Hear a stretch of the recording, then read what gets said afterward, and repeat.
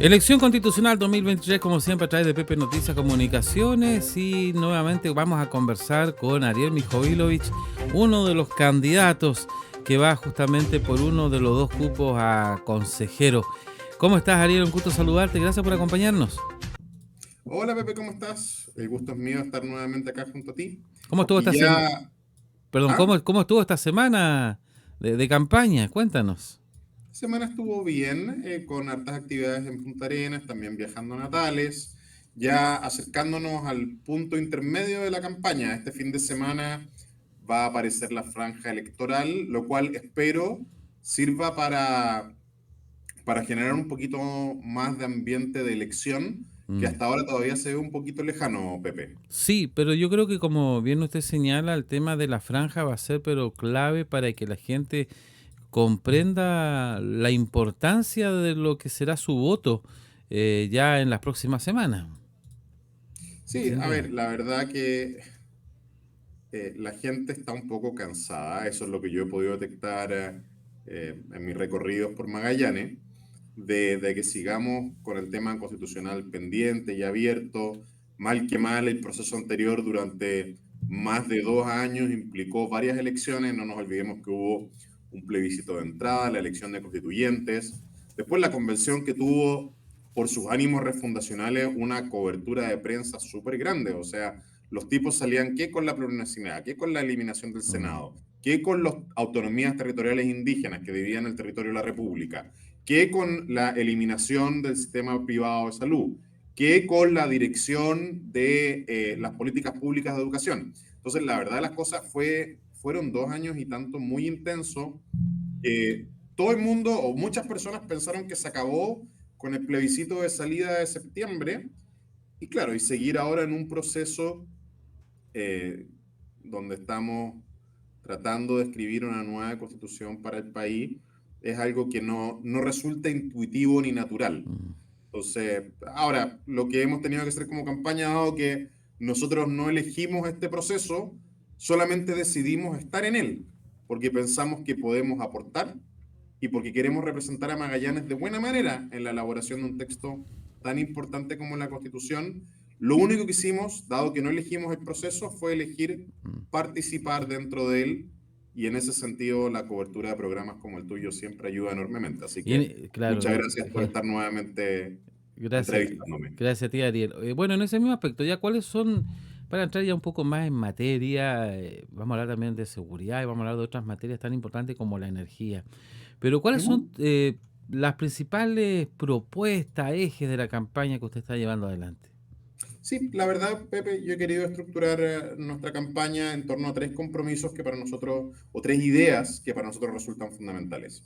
La primera de ellas es la seguridad, pero no cualquier seguridad, sino que una seguridad integral, una seguridad que abarque distintos aspectos de la vida y que no es solamente seguridad en la casa y en las calles, que ciertamente debe existir, sino que también seguridad, por ejemplo, en que nuestros ahorros previsionales, los ahorros de los trabajadores van a seguir siendo propiedad de los trabajadores, van a seguir siendo heredables y va a existir derecho a elegir quién los administra, si un ente público o un ente privado. Eso es algo que hoy por hoy no está en la Constitución, eso es algo que eventualmente pasaría a estar en riesgo, a mi juicio, de aprobarse la reforma previsional que envió este gobierno y que como candidatura nos interesa que la seguridad abarque múltiples temas de la vida, no solamente en la casa y las calles, sino que también te di el Mm. ejemplo del sistema de seguridad social y de pensiones. Pero también tiene que haber seguridad en la educación, de que vamos a poder elegir proyectos educativos que sean acordes a nuestros valores. También seguridad en la salud, de que van a haber especialistas disponibles y de que vamos a tener la posibilidad de elegir entre distintos sistemas de salud. Cosas que la propuesta de la convención que fue rechazada en septiembre no nos daba y que a nosotros nos parece muy importante consagrar y tener en la constitución que de resultar electos esperamos escribir. Sin duda, son varias las materias que se esperan puedan estar escritas en la nueva constitución y que sí, que ya tiene ya un camino avanzado con el trabajo también del comité de expertos que ha estado aprobando ya los primeros artículos en las últimas horas. ¿Cuál es su apreciación de este avance del trabajo del comité de expertos? A ver, la comisión experta hasta ahora ha hecho un trabajo que ha cumplido con los hitos ajustados que estaba llamada a cumplir. La instalación no tiene mayor ciencia, quizás la preparación de un índice tampoco es tan complejo, a pesar que generó discusiones, pero claro, la semana pasada se prepararon los primeros borradores de norma que van poblando los capítulos de la nueva constitución. Esto es solamente un primer borrador, los mismos expertos van a tener que Sí, aprobar en general y en particular estas normas y pueden estar sujetas a más cambios.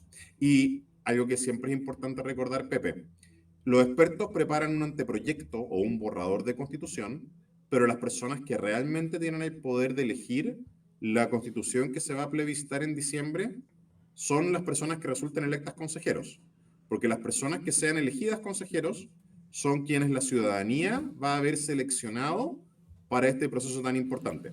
y ahora, Entonces, claro. Y dentro del marco de de este borrador, de estos articulados, de estas normas que se están aprobando en las últimas horas, no ha habido mayor diferencia, al contrario, se han superado con creces los quórum para poder ir avanzando, ¿no?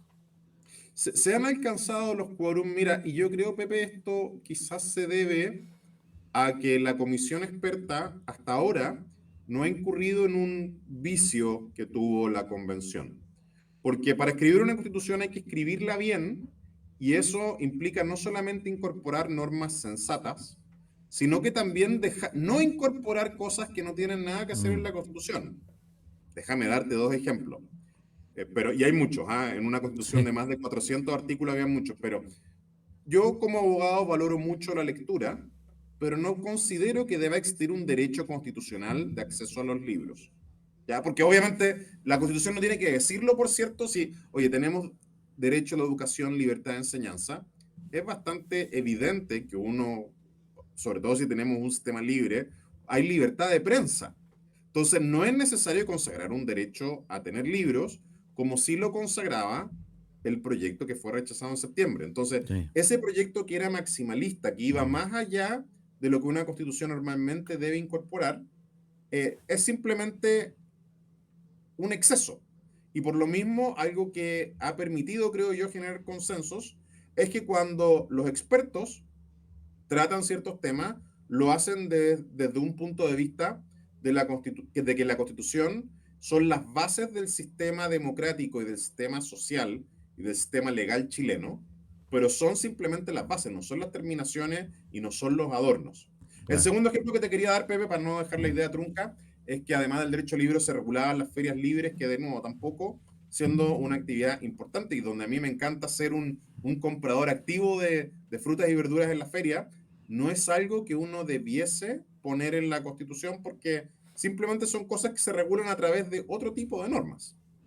Claro, y también nosotros hemos estado hablando en estas entrevistas la diferencia de lo que se está trabajando para una nueva constitución versus lo que son las leyes de la República o también las facultades que de repente tiene la municipalidad en algunos temas de ciudad, que son cosas muy distintas y muy diferentes, que de repente la gente, bueno, no tiene por qué saberlo, coloca todo en el mismo saco. Y por lo mismo creo que es importante que en este proceso que tiene tiempos muy comprimidos y donde los consejeros no van a partir de una hoja en blanco, que fue lo que ocurrió Mm, con la constituyente anterior, sino que ahora los consejeros parten del anteproyecto que preparen los expertos y por lo mismo yo creo que es importante que las personas que sean elegidas y llamar a los ciudadanos a que sus representantes sean personas que son capaces de sacar esta pega adelante. Yo creo tener las condiciones para poder representar bien a Magallanes en esta tarea, mm. pero bueno, los que van a decidir son los electores, pero este es un factor muy relevante y por eso es importante dar a conocer este proceso y que es una labor que el gobierno lamentablemente no está llevando adelante, digamos. La difusión es gracias a las candidaturas, gracias a los periodistas, pero no gracias al gobierno. Ariel, te cambio de tema. Esta semana en el Senado de la República se sigue viendo lo que ya votó la Cámara de Diputados, que es justamente la ley Naim Retamal, y que básicamente propone fortalecer, ya lo sabemos, la competencia de las policías. Y a propósito de esto mismo, en su eje de campaña, usted dio un concepto hace unos días atrás que me gustaría que nos aclare. La seguridad integral. ¿A qué se refiere cuando habla de seguridad integral, Ariel? Sí, no, se refiere a que la seguridad es en múltiples ámbitos. Ciertamente el más natural y obvio es aquel que dice relación con el control de la criminalidad, el control del orden público, una serie de temas que la verdad este gobierno muy especialmente ha dejado de lado y ha tenido una actitud muy vacilante. O sea, haber indultado a 13 delincuentes, incluyendo a uno que agredió a funcionarios de policía, la verdad no es estar comprometido con la seguridad. Demorar la tramitación, y esta semana pudimos ver cómo los ministros de gobierno, que porque no se hizo o no se tomó en cuenta una indicación que ellos estaban proponiendo, se levantaron de la mesa del Congreso y se retiraron. La verdad que son actitudes que uno no espera en una democracia representativa y dialogante. Además de esta dimensión natural y obvia que es la seguridad personal, yo te decía que tiene que la seguridad estar presente en otros ámbitos de la vida y Claro. con principios constitucionales. Como tocamos hace unos momentos atrás, el tema de las pensiones, que es otro tema donde creo que es importante dar seguridades en dos aspectos. Primero, en que el sistema de pensiones cada vez sea capaz de pagar mejores pensiones.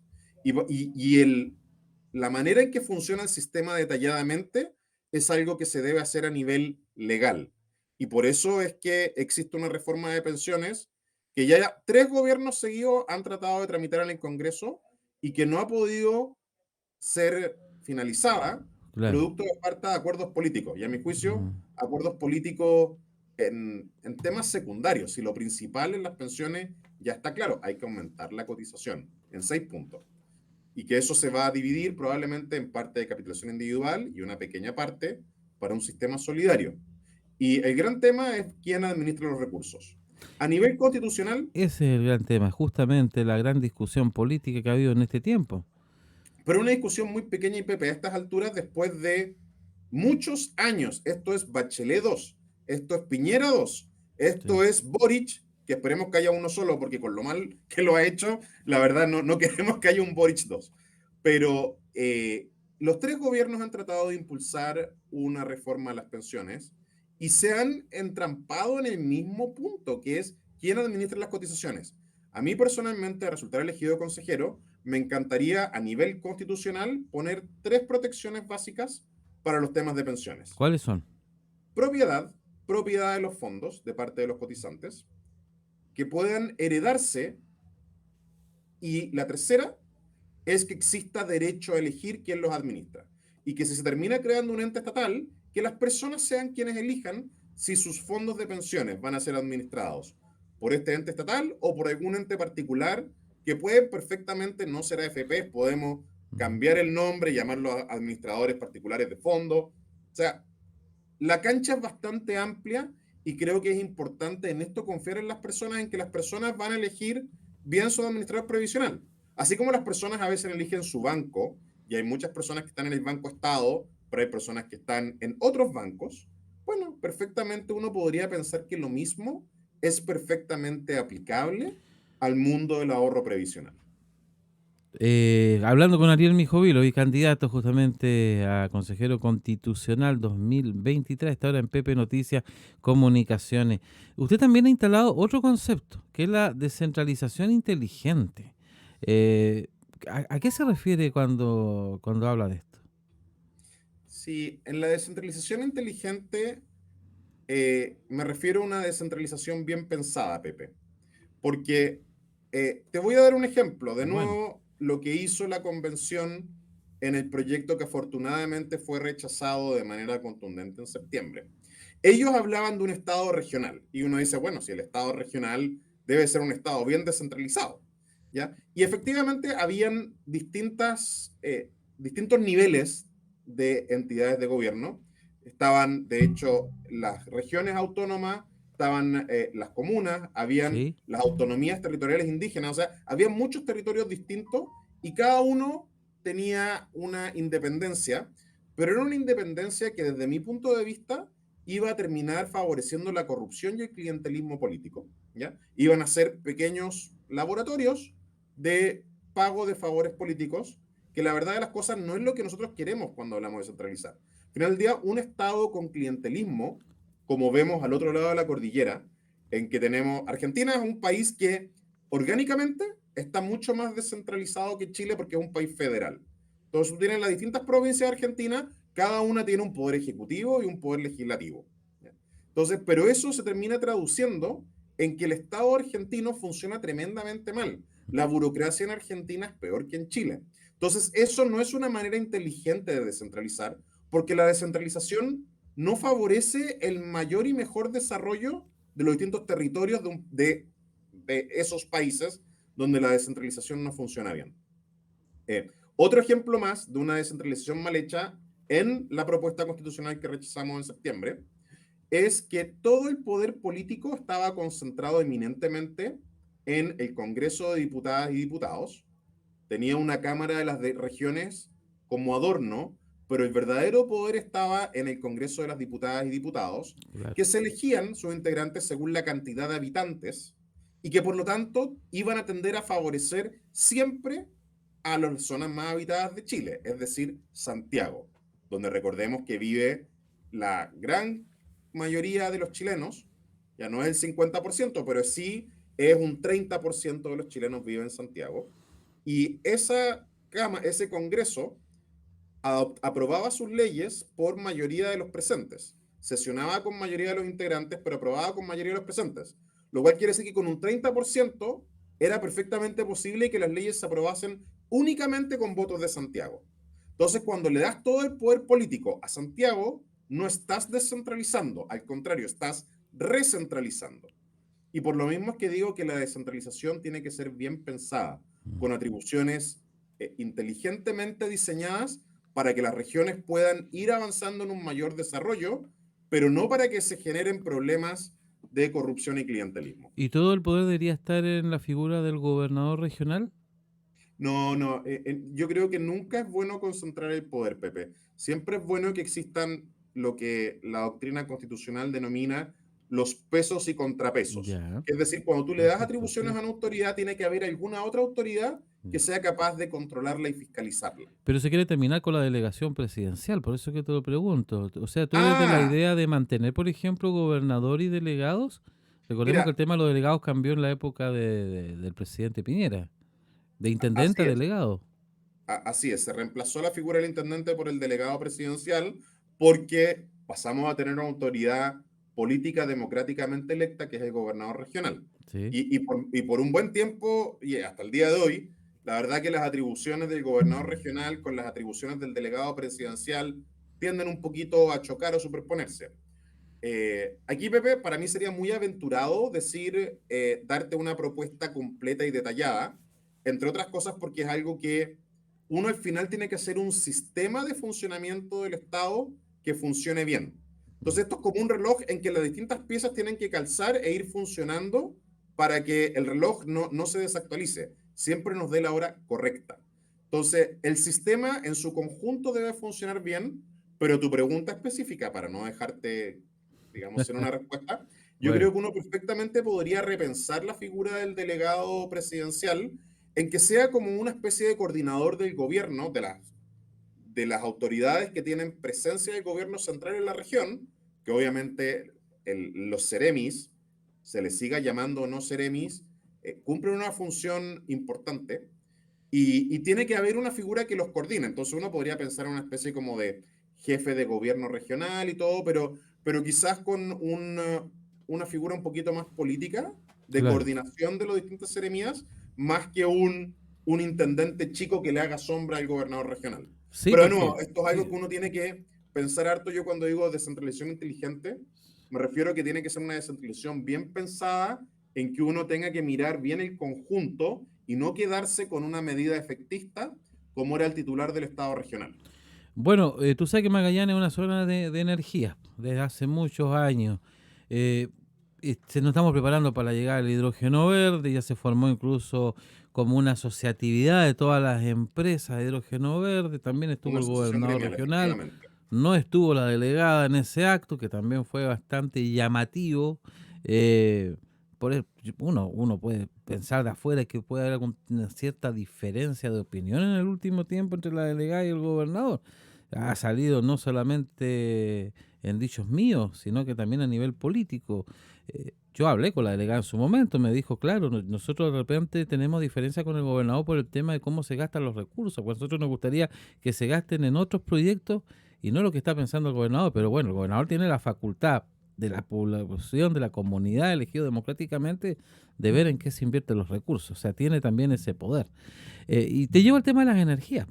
Y justamente que nos hables un poco sobre, en esta nueva constitución, cómo tú ves justamente este punto en particular, que a Magallanes le interesa sobremanera, principalmente pensando en 40 o 50 años más.